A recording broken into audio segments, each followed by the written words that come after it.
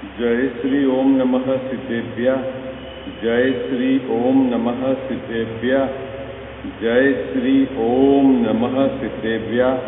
नमो अरिहंताणं, नमो सिद्धाणं, नमो आयरीयाणं, नमो उवच्छायाणं, नमो लोये सव्वसाहूणम्।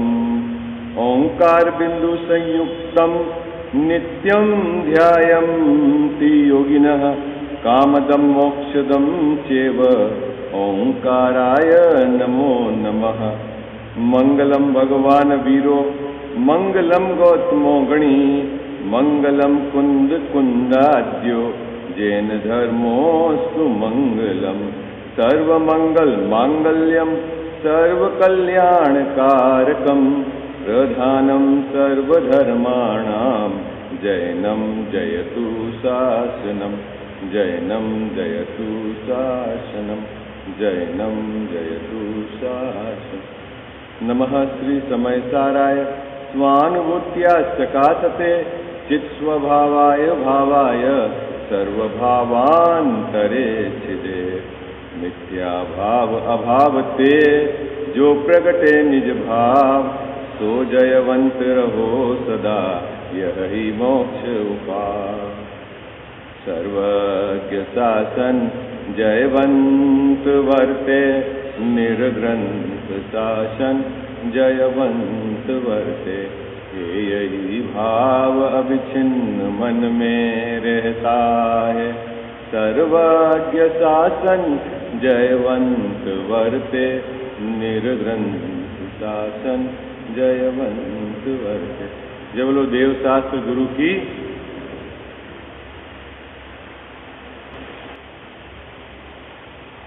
दूसरा अधिकार संसार अवस्था का स्वरूप मोक्ष मार्ग प्रकाशक ग्रंथ विराजमान है। नाम कर्म के उदयजन्य अवस्था, यह प्रकरण अपना अभी नियमित स्वाध्याय के क्रम में चल रहा है। नाम कर्म की 93 प्रकृतियां होती है और के उनके उदय और उसमें क्या होता है बाहर में, उसकी यहाँ चर्चा है ना। पेज नंबर 48 है, निकाल मेरे ग्रंथ में देखो। नाम कर्म में सबसे पहले गति नाम का नाम कर्म होता है ना। 4 प्रकार की गतियाँ हैं ना, तो गति नाम का नाम कर्म होता है। उससे क्या होती है कि उस गति रूप इस जीव का बाहर में शरीर होता है और आत्मा का उस रूप, जैसा वो शरीर मिलता है उस रूप आत्मा उस एक क्षेत्र होगा संबंध को अपनी योग्यता से कर लेता है ना। गति मतलब 4 गति, देव गति मिलेगी, मनुष्य गति मिलेगी, नरक तिर्यंश, वो गति नाम कर्म का उदय है। फिर उसके बाद उसमें जाति का विभाजन किया है ना। 5 प्रकार की जातियां हैं, 1 इंद्रिय, 2 इंद्रिय, 3 इंद्रिय, 4 इंद्रिय, पंचेंद्रिय, ठीक है। तो उसके हिसाब से उनका जाति नाम कर्म के उदय से उस प्रकार की जाति है। शरीर नाम कर्म है ना, 5 प्रकार के शरीर हैं, ठीक है। तो उससे 5 प्रकार के शरीर की में जो शरीर होगा है ना, औदारिक, तेजस, कारमाण, है ना, जो आपका 5 प्रकार के शरीर है ना, वो शरीर उसकी रचना उससे है। तो ऐसे एक एक कर्मों को लेकर, कर्म के उदय को लेकर टोडर मजिद साहब ने यहाँ पर पैराग्राफ लिखा है, ताकि अधिक से अधिक 93 जो प्रकृतियां हैं उनका विषय एक सामान्य रूप से संसार अवस्था में किस प्रकार का उदय है ये समझ में आ जाए। देखो पढ़ते हैं अपन पेज नंबर 48 नंबर का पेज है ना। प्रकरण अपन ने जो प्रारंभ किया था,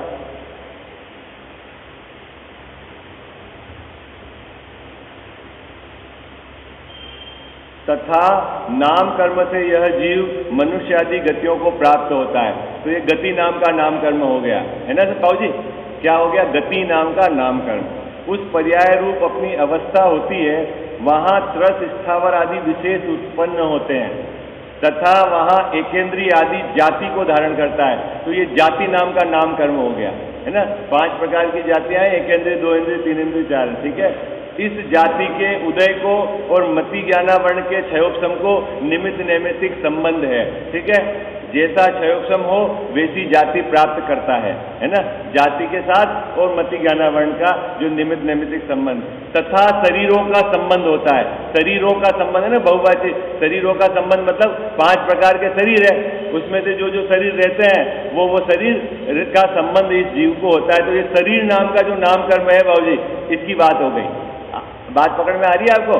गति, जाति और शरीर हो गया ना, शरीर। अब आगे वहां शरीर के परमाणु और आत्मा के प्रदेशों का एक बंधन होता है, एक क्षेत्र होगा, संबंध रहता है। इन सब पीछे की यदि आप परिभाषा में जाके देखेंगे तो ये सब जीव के ऐसा उसको घटाया है। कैसे कि जीव को मनुष्य आदि गतियों में जो निमित्त होता है ऐसा है ना, एकेंद्रिय आदि जीव को ऐसा है, लेकिन इसका निमित्त नैमित्तिक संबंध शरीर के साथ, इंद्रिय के साथ, गति के साथ और जीव का वहां एक क्षेत्र होगा संबंध होता है। तथा संकोच विस्तार रूप होकर शरीर प्रमाण आत्मा रहता है। ये आत्मा की अपनी इंडिविजुअल शक्ति है क्या कि वो संकोच विस्तार होकर संसार अवस्था में जो शरीर रहता है उसके प्रमाण रहता है। ठीक है, तथा नो कर्म रूप शरीर में है ना अंग और उपांग। तो ये अंग बनना और उपांग बनना ये क्या है?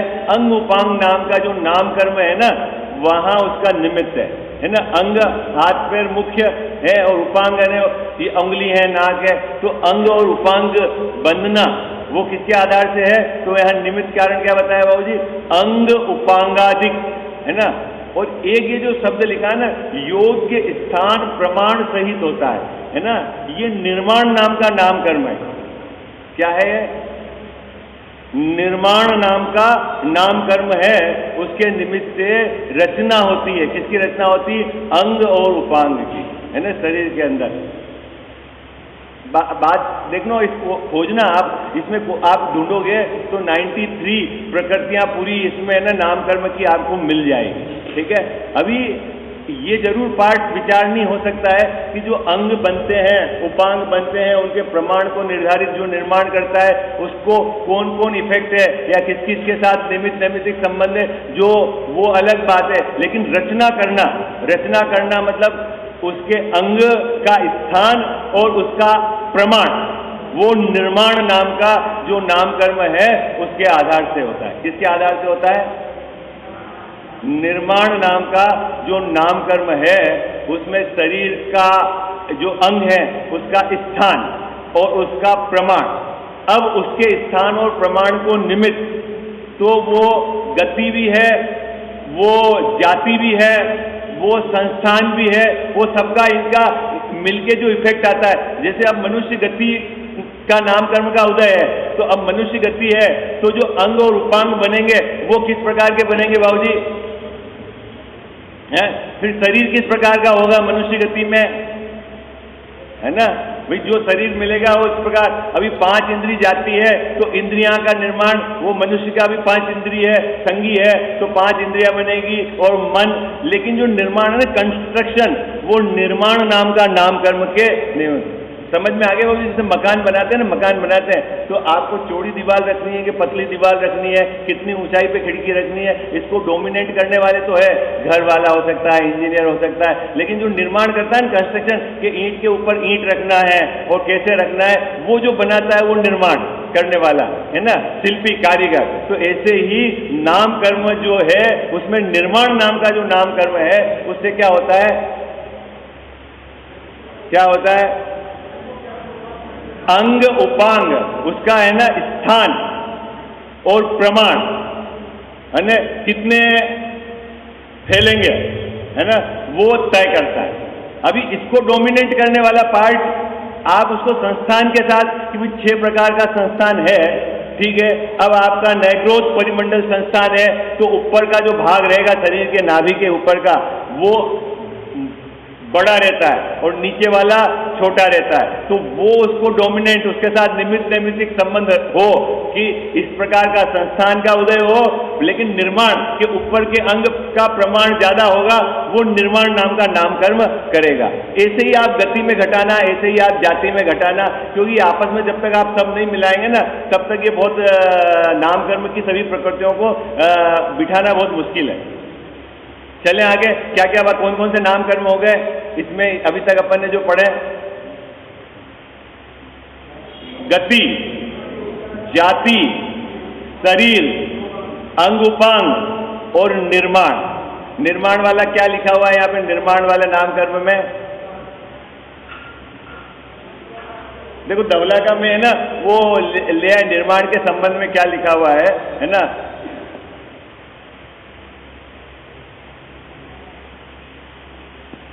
आप देखना उसको जैन सिद्धांत उसमें कोष में, और उसके अलावा धवला का ये है उदाहरण कि निर्माण, दो प्रकार के निर्माण नाम कर्म होते हैं, है ना। एक स्थान का निर्माण होता है और एक प्रमाण का निर्माण होता है। निर्माण नाम का नाम कर्म है वो दो तरह से विभाजित किया है, एक तो जगह और एक प्रमाण। अब वो आगे बताया कि जगह और प्रमाण किस प्रकार से होते हैं कि अंगों उपांगों के स्थान वह प्रमाण की रचना करने वाला स्थान वह प्रमाण नाम कर्म है, वो निर्माण नाम कर्म में उस तरह से विभाजन करा है उसका, ठीक है। अब वो कैसे है तो इसका यहाँ दिया है, बहुत लंबा है पैराग्राफ आप पढ़ना। किंतु इसलिए कान, आंख, नाक आदि अंगों का अपनी जाति के अनुरूप इफेक्ट हो गया, जाति का, आई बात समझ में। फिर इसमें इफेक्ट संस्थान का भी हो जाएगा, इसमें इफेक्ट आपकी गति का के अनुरूप अपने स्थान पर रचने वाला जो नियामक कर्म है वह निर्माण नाम कर्म कहलाता है ना। तो ये जो लिखा हुआ है ना योग स्थान प्रमाण सहित, तो यहाँ कौन सा नाम कर्म घटाना है अपने को? निर्माण नाम का नाम कर्म है, उससे अंग का स्थान और उसका प्रमाण तय होता है, ठीक है। उसको डोमिनेट करने वाले पार्ट बहुत सारे हैं, वो आप कैसे क्या होता है वो आप देखना आगे। इसी से स्पर्शन, रसना आदि द्रव्य इंद्रियां उत्पन्न होती है ना। आपकी पर्याप्ति रहती है ना, 6 प्रकार की पर्याप्ति होएगी, है ना। तो 6 प्रकार की पर्याप्ति सब इस नाम कर्म में पर्याप्ति के पार्ट 5 आपके होना। पहले आहार पर्याप्ति होगी, फिर इंद्रिय पर्याप्ति होगी, शरीर पर्याप्ति होगी, फिर है नहीं पर्याप्ति, भाषा पर्याप्ति है, मन पर्याप्ति, भाषा तो लास्ट में भाषा पर्याप्ति होती है, मन अंत में होता है कि भाषा अंत में होती है? भाषा अंत में होती। देखना इनका क्रम है, अब किसके कितनी पर्याप्ति है वो देख लेना, किस इंद्रिय के कितनी पर्याप्ति। तो ये जो बाबूजी पर्याप्ति है, 6 प्रकार की पर्याप्ति है, ये काम भी पर्याप्ति का नाम कर्म के उदय में जो पर्याप्ति है वो वाला ये पार्ट यहाँ आया। हृदय के स्थान पर 8 पंखुड़ियों के फूले हुए कमल के आकार का द्रव्य मन होता है। द्रव्य मन आप जो बोल रहे थे ना, मन मतलब ये पुद्गल का है। द्रव्य मन किससे बना हुआ है? किससे बना हुआ है बाबूजी? पुद्गल का है, हाँ, ये जीव का नहीं समझना। हाँ, द्रव्य मन का हृदय में 8 पंखुड़ी वाला जो है वो किससे बना हुआ है? जैसे इंद्रियां हैं वैसे ही मन है। ये इंद्रियां किससे बनी हुई है? हाँ, वो मन उसी से, द्रव्य मन उसी से बना हुआ है, ठीक है। तथा उस ही शरीर में आकारादिक का विशेष होना, ये किसको डिनोट करता है? ये संस्थान को डिनोट करता है। ये पंक्ति किसको डिनोट करती है? उस शरीर के आकारादिक का विशेष होना। किसका आकारादिक का विशेष होना? जो शरीर बना ना उसमें 6 प्रकार के संस्थान होते हैं। कितने प्रकार के संस्थान होते हैं? 6 प्रकार के संस्थान होते हैं। नाम पता है आपको 6 प्रकार के संस्थान का?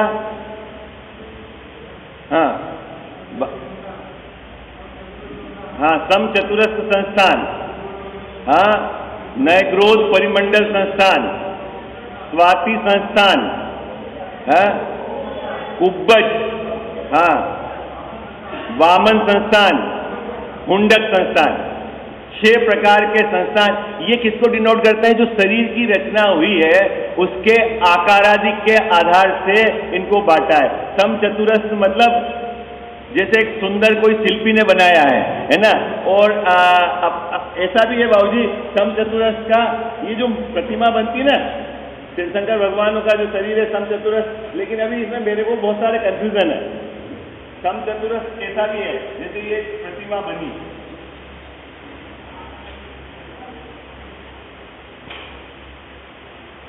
ऐसा जो आप प्रतिभा बनाते हैं, तो इसमें समचतुरस्र क्या है? क्योंकि ये शब्द ऐसा लगता है, एक तो सीधा भाव है कि सुंदर शिल्पी की रचना करी है, और एक है कि 4 डायमेंशन परफेक्ट होने चाहिए। 4 डायमेंशन परफेक्ट होने चाहिए कि जब आप ऐसा बैठ जाएं तालपति लगाकर, तो ठीक आपका यहां से यहां, यहां से यहां, यहां से यहां और यहां से यहां ये समान होना चाहिए। अभी ऐसा भी एक एंगल है क्या, समचतुरस्र संस्थान। लेकिन अभी अपन जब दूसरे संस्थानों पे जाके विचार करेंगे तो ऐसा लगता है, क्योंकि मनुष्यों के 6 संस्थान होते हैं, ठीक है, सीरियंसों के 6 संस्थान होते हैं। अब अपना संस्थान कौन सा है?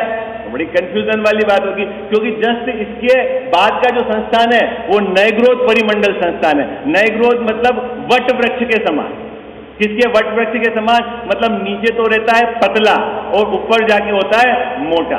तो नाभि के ऊपर के जो अंग हैं उनका जो प्रमाण है वो तो बड़ा होगा, और नाभि के नीचे के अंग है वो पतले होंगे। तो वो जो संस्थान कहलाता है वो कौन सा कहलाता है? ऐसा जिनका शरीर, जिसका आकार नाभि के ऊपर वाला तो फैला हुआ हो और नाभि के नीचे पतला हो, वो संस्थान क्या कहलाता है? नयग्रोध परिमंडल संस्थान। ठीक है। अभी जस्ट इसके अपोजिट संस्थान है वो स्वाति। क्या होता है उसके अंदर? वो है ना सालमिली वृक्ष के समान है। नीचे का तो होगा मोटा, नीचे नाभि से नीचे वाले अंग तो होंगे मोटे और ऊपर वाले होंगे अंग, है ना। तो वो जो संस्थान कहलाता है वो कौन सा कहलाता है? स्वाति। उसके बाद क्या कौन सा था बाबू जी? वामन। कुब्बज है ना, जो इसकी रीढ़ की हड्डी है पीठ की, यहां पुद्गल परमाणु का डिपोजिशन ज्यादा रहता है, ये पार्ट उसका बड़ा रहता है, ऐसा वो कहलाता कुब्बज संस्थान। और एक है वामन। वामन मतलब सभी अंग हैं सभी छोटे हो जाते हैं। नहीं होता है जो 2 फीट का 1.5 फीट का ये तो। और एक है हुंडक संस्थान। हुंडक संस्थान में कोई भी अंग उपांग का कोई डायमेंशन मैच नहीं होगा, सब बेतुके होंगे। बेतुके मतलब कैसे बताएं कि एक झोले के अंदर आप वो भर दो, आप बहुत सारे पत्थरों और उसको बांध दो तो कैसा शेप होगा? मतलब देयर इज नो डायमेंशन, उनका कोई ऐसा नहीं है। वो इस प्रकार का जो संस्थान होता है वो कहलाता है हुंडक संस्थान।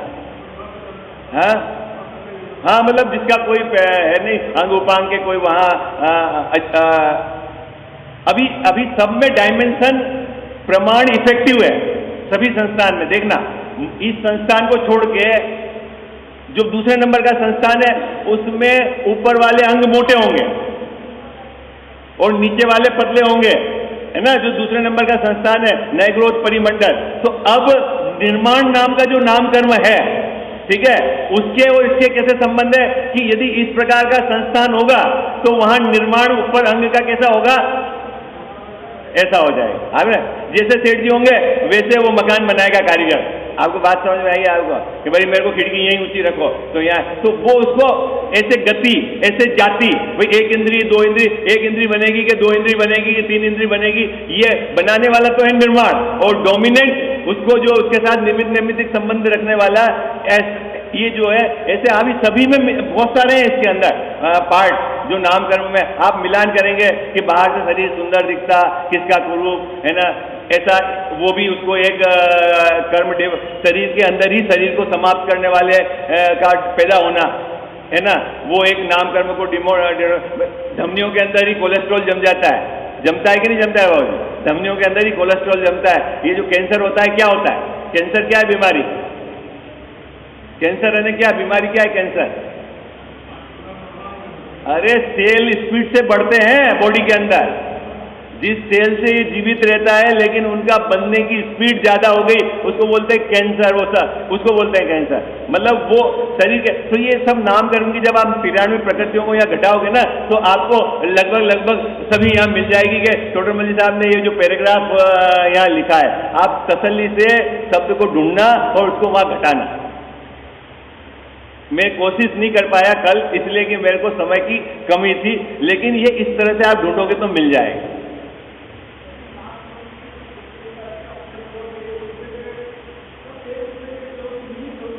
हाँ, तभी ये इफेक्टिव होगा इसके अंदर। चलो आगे चलते हैं। अब इसमें क्या हो गया, शरीर में आकार आदि, ये क्या आकार आदि, इसको क्या बोलते हैं, संस्थान, है ना। उसके बाद वर्णादिक, ये भी वर्ण नाम का नामकर्म है, 5 प्रकार के वर्ण है ना। वर्णादिक है वो, ये भी वर्ण नाम के नामकर्म के आधार से होना। स्थूल और सूक्ष्म, है ना, एक सामान्य, प्रत्येक, स्थूल और सूक्ष्म, ये भी नामकर्म के भेद है, ठीक है, जिसके आधार से एक शरीर के साथ बहुत जीव रहते हैं, वो सामान्य नामकर्म का उदय होगा, और प्रत्येक नामकर्म का उदय होगा। अगर सूक्ष्म नामकर्म का उदय होगा तो बहुत सूक्ष्म अवगाना शरीर रहेगा, जो इधर से उधर जाएगा तो किसी को डिस्टर्ब नहीं करेगा, और फिर उससे स्थूल वाला होगा तो उस तरह का, ये उस नामकर्म का इत्यादि कार्य उत्पन्न होते हैं, तो वे शरीर रूप परिणमित परमाणु इस प्रकार परिणमित होते हैं, ठीक है। नामकर्म की रचना ऐसे होती है। तथा श्वासोश्वास, ये भी नामकर्म है, श्वासोश्वास, है ना। शरीर के अंदर हवा जाती है और हवा का निकलना है, ये तो शरीर का अवयव है हवा। अभी मान रहे हो आप, शरीर का अवयव है हवा। ये नाड़ी में दौड़ता है ना ब्लड, ब्लड कैसे दौड़ता है बाबूजी, अंदर भोजन जाता है ना, अंदर कैसे जाता है, अंदर कैसे जाता है भोजन, अंदर जाता कैसे और अंदर से निकलता कैसे है। आपने मकान बनाया होगा, कभी किसी के साथ ऐसी प्रॉब्लम भी आई होगी संजय जी वैसा क्या, कि आपने पानी की लाइन में एक टंकी ऊपर लगा दी, क्या कर दिया आपने, एक टंकी लगा दी यहाँ, और इससे आपने कनेक्शन दे दिया जहां जहां आपको लेना है, किचन में, बाथरूम में, जहां जहां देना है, टंकी पूरी भरी हुई, और यहाँ नल आप खोलो तो पानी नहीं आता। ऐसा कभी हुआ कि नहीं हुआ, हाँ?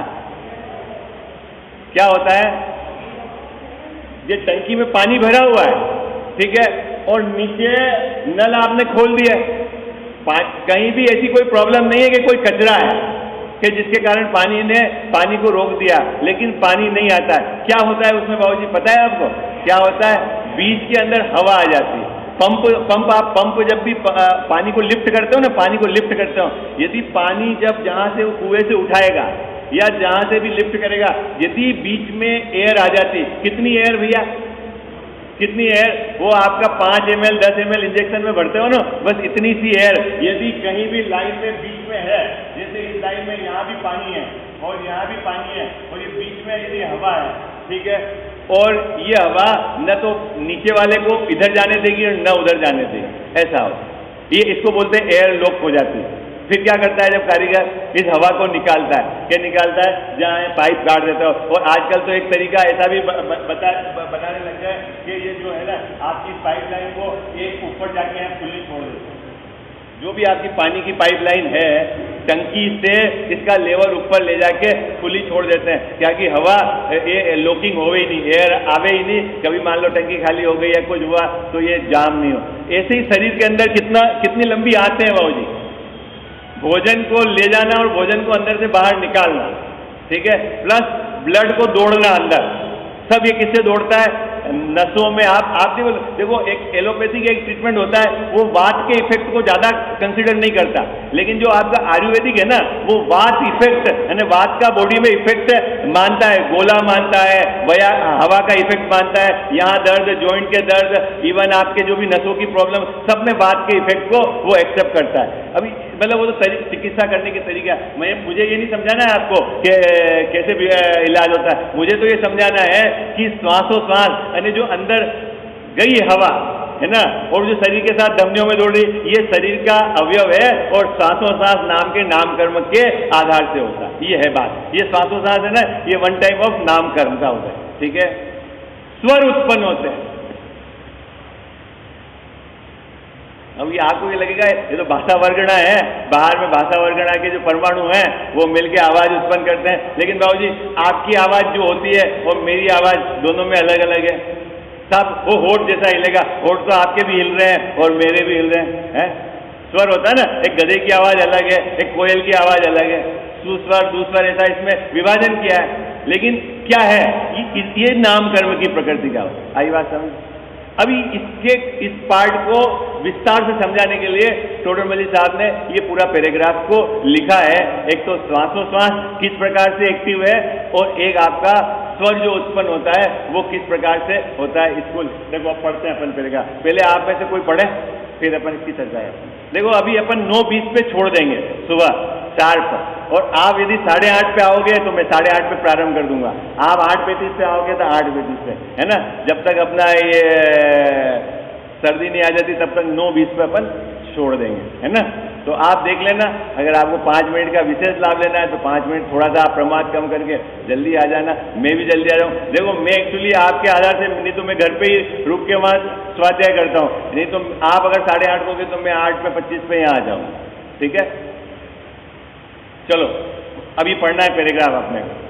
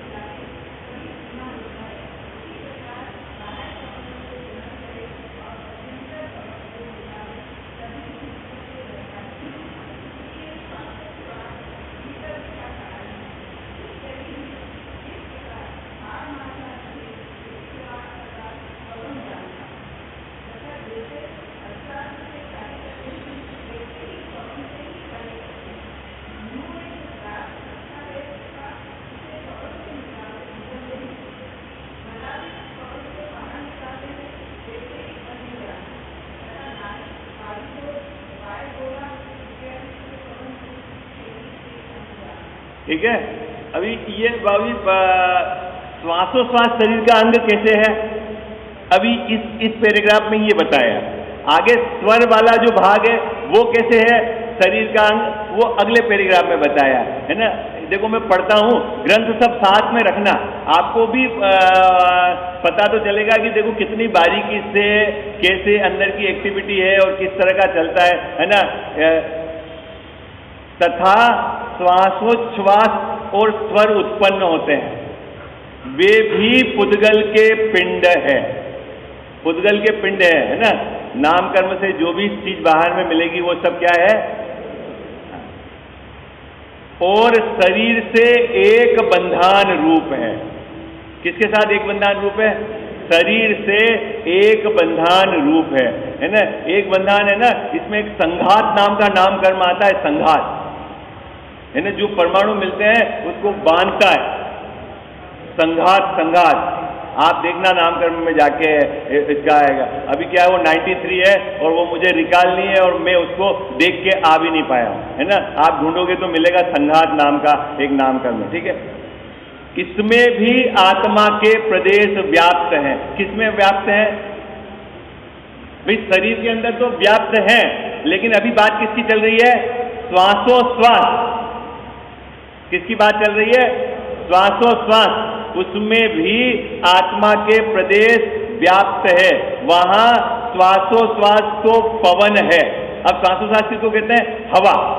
बाबूजी पता है डॉक्टर लोग ये जिंदा है कि मरा है किसके आधार से चेक करते हैं, किसके आधार से चेक करते हैं, भैया आप नाड़ी देख रहे हो, नाड़ी में क्या मिलता है आपको, यहाँ क्या मिलता है, या यहाँ हाथ रखेंगे या यहाँ हाथ रखेंगे, और ज्यादा अभी स्पेशल डॉक्टर होगा तो वो यहाँ हाथ रखेगा। क्या क्या होगा यहाँ हाथ रखने से, धड़कती है ना धड़कन, ये क्या है,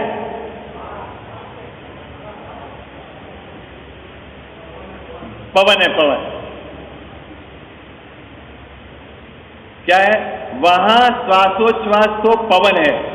जैसे आहार का ग्रहण करे और निहार को निकाले तभी जीना होता है। देखो अब यहाँ जीवन की 3 तरह से अपेक्षा है।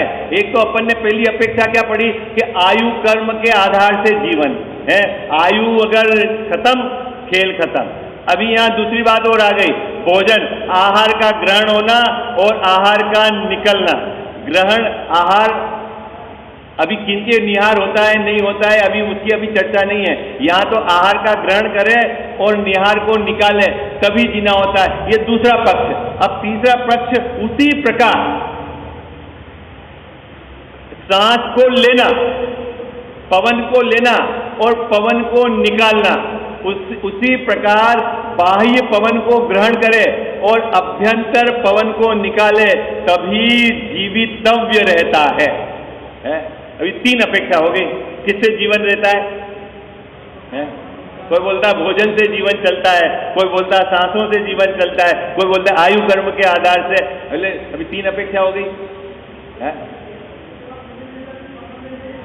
हाँ, अगर आपका आयु कर्म शेष है तो फिर आपका, लेकिन एक बार आपको याद है शाम को पंडित साहब ने आपको, खेमचंद जी ने एक एंगल और दिया था विचार करने का एंगल, कि वो दिल्ली में एक एक्टिविटी हुई थी और वहाँ पर वो जो ध्यान करने वाले जो आते हैं ना, कोई बाबा ऋषि, उन्होंने अपने उपयोग को एकाग्र कर दिया और फिर उनके इंस्ट्रूमेंट भी लगाए और उनके इंस्ट्रूमेंट जो अपन ने लगाते हैं इंस्ट्रूमेंट, हार्ट की बीट सीधी लाइन आ जाती है। तो क्या हुआ?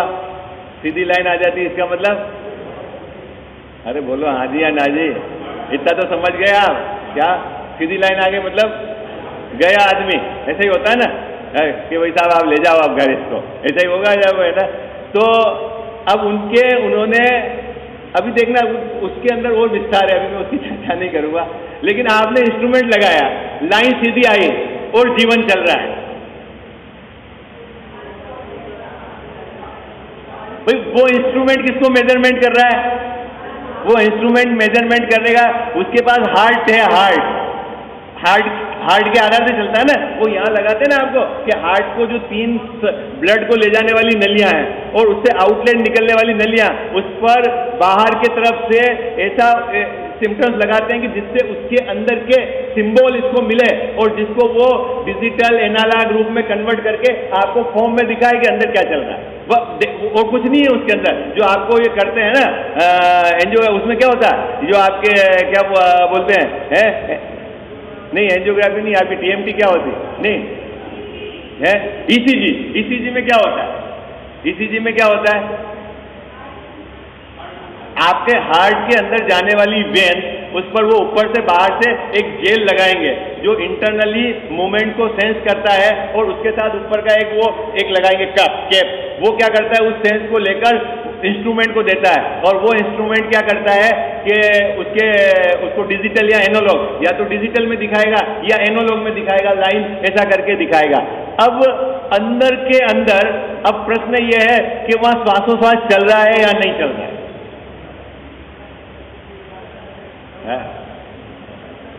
और दिख नहीं रहा है इंस्ट्रूमेंट में। इसका मतलब है कि इंस्ट्रूमेंट की सेंसिटिविटी से भी मंद रहने पर भी वहां चालू है, क्योंकि जीवन चालू है ना,